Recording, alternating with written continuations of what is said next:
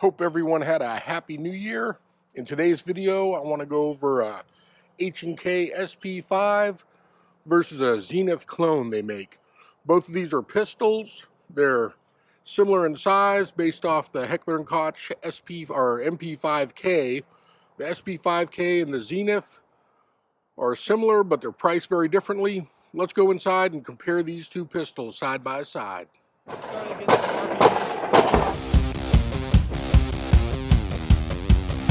Alright, so on the bottom here we have the Heckler & Koch version.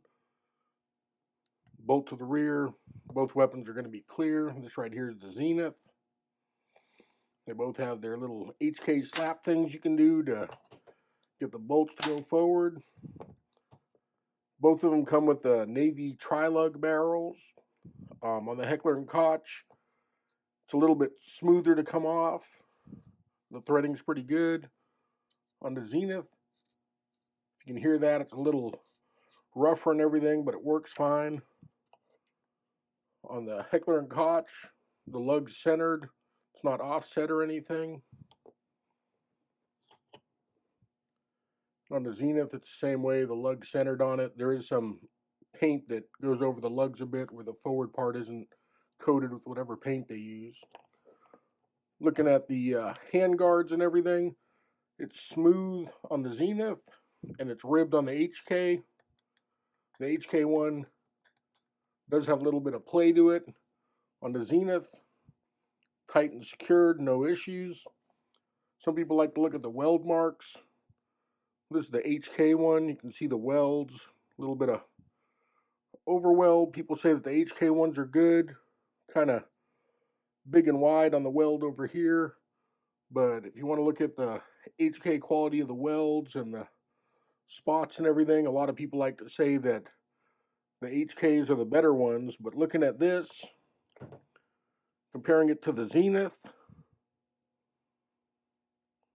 welds, to me, seem a little bit better overall. So I guess it's a personal call or something like that. But comparing the way they weld them and everything, I think the Zenith kind of has an edge on that versus the HK that people say is the standard and everything. If we look here where the extractor is, there's a little gap. I can easily fit my fingernail in the gap right here. If I look at the Zenith, it's flush. I can't fit my finger or anything in there. Nice and tight, well done. Both of them have a mag release on the side, and they also have the paddle release down on the bottom. Heckler & Koch has a smooth trigger guard overall, where on the Zenith it's cut out and slotted. Both of them are polymer. The Zenith does have a cutout here on each side for where your thumb rest or hand might go. Gives you a little bit better grip, I think, as far as getting to stuff. And on the HK, it's the exact same on both sides.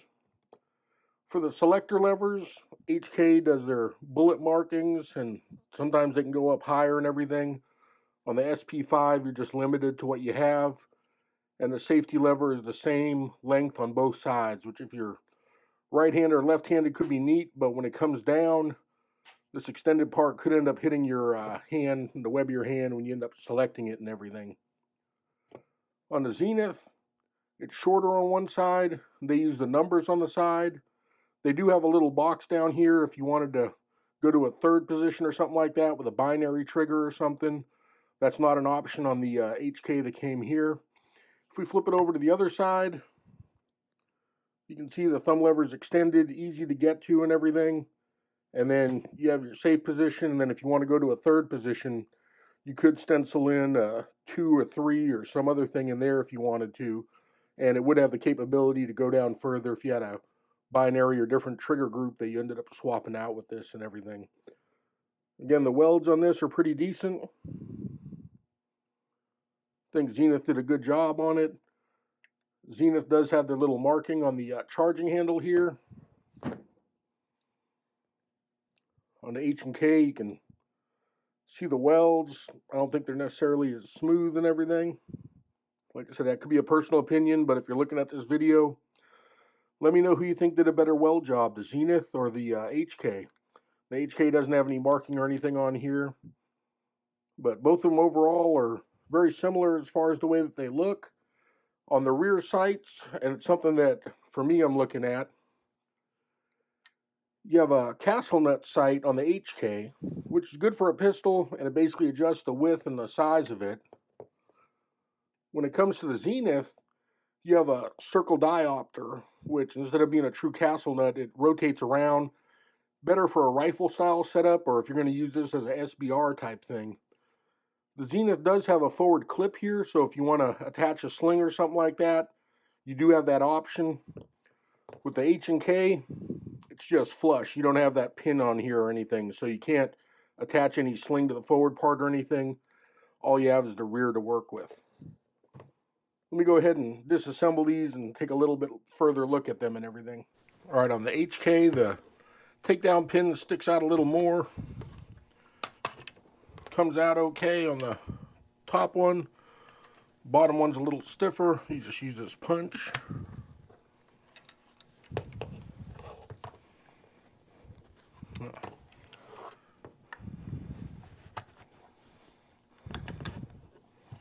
All right, we're able to get the two pins out, take the back piece off. On the Zenith, it's a little bit more recessed and covered. Go ahead and push the pins out.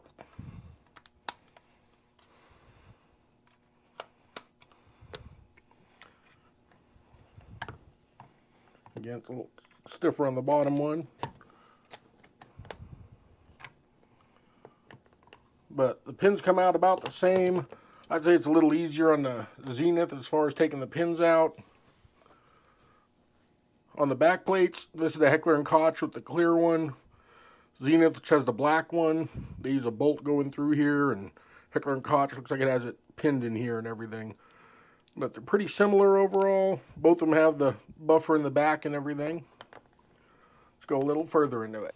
All right, taking off the lower, we just pull down. This is the Heckler & Koch one.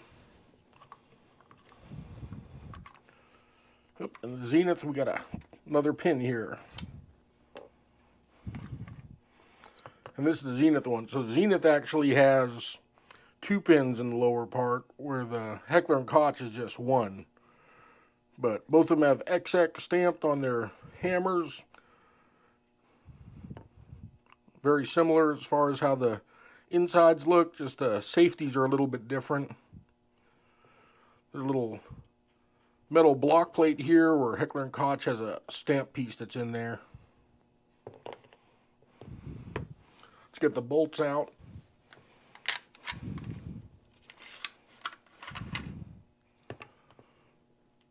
The Heckler & Koch, we have the bolt out. Spring's kind of retained in there, it seems. We have the Zenith.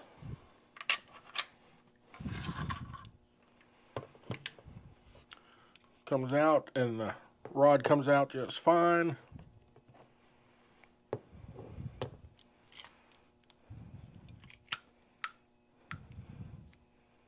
And I'm not going to pull it all the way out, but it's not stuck in there. It's just kind of tight in there. On the Heckler & Koch, I don't know how well it'll show, but it looks like there's a section here that's welded on.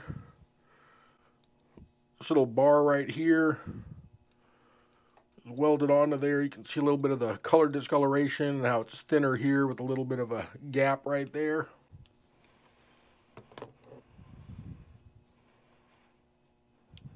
On the Zenith, it looks like it's just a solid piece almost. There's no gap or anything right there. You can't see any discolored metal where it was welded on or anything. So, I don't know. Do you give the edge to Zenith for it, or do you give the edge to HK? Let me know down below which one you think overall looks better. So far, I'm thinking the Zenith has a little bit of better things to it. There is an issue that I noticed earlier with the Zenith, and I'll bring it up here in a little bit. Alright, let's take the Heckler & Koch handguard off. There we go. Take the Zenith one off.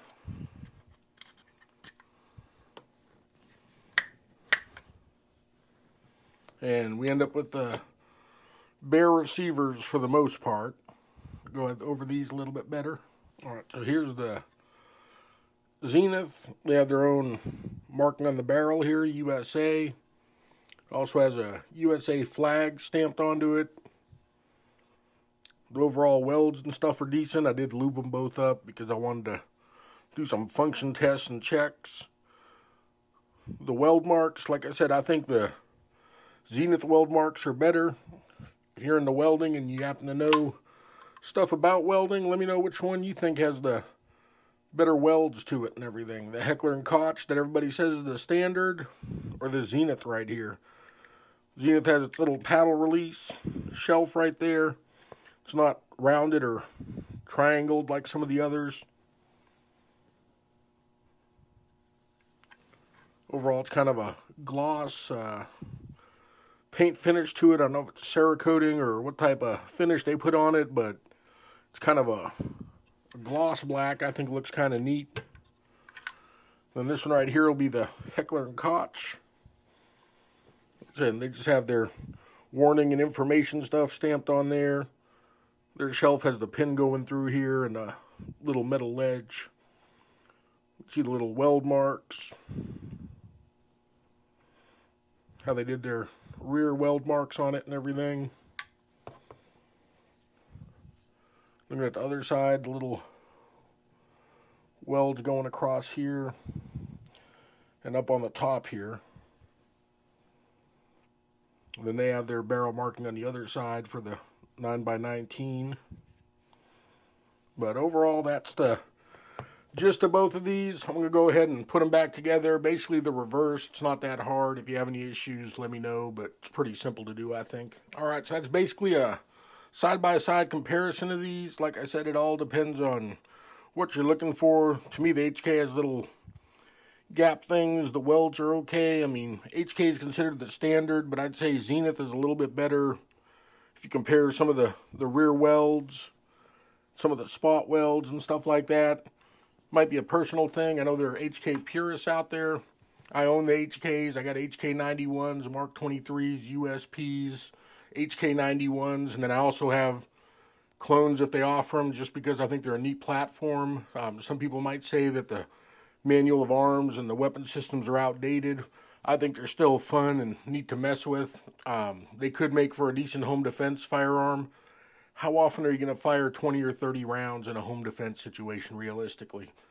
And if you need to take cover, you can easily do a magazine change or something like that. But I think overall they're pretty neat. The biggest issue that I saw with the Zenith is there is a bit of magazine play to it. It does have the two-piece or pin and weld one, versus HK and the newer ones don't tend to have the open weld in here. Just a one-piece type one. But however this was fit in is a little bit loose. It's kind of concerning to me. And I did take it out to the range and have some jams with it. My initial thoughts were to go ahead and order myself a magazine release and swap it out, because I believe that's the cause of it. But realistically, I think I'm going to send it back to Zenith. So the HK does shoot fine. The Zenith I did have some jams with, so I'm going to send it back. But overall, fit and finish, Zenith goes for about $1,200. They might go up to $1,300 this year. These HKs go for about $3,000. So theoretically, you could buy two Zeniths for the price of the one HK. So that can kind of affect people and everything. I'm going to send it back to Zenith, give them a shot to take care of this pistol, and then I'll come back and give a range review with it, and we'll take both of these out and shoot them side by side and see how these two things do overall, if they're up and running and everything. But if it's a $14 part, they gave me issues with this. I have no problems with it. Something other people might be aware of, but everyone has to make their own decision. $2,600 to $3,000 for a Heckler & Koch pistol that's a novelty item, more or less. Kind of expensive, but both of these I have plans to do some type of SBR stuff with. I'll give you a little preview of that. I do have a forward pistol grip, rear buttstocks. This is a Cho 8, similar to the original ones. There's this S&B brace, which they kind of are like the B&T style. Hope you enjoyed this video. Cav Cop out.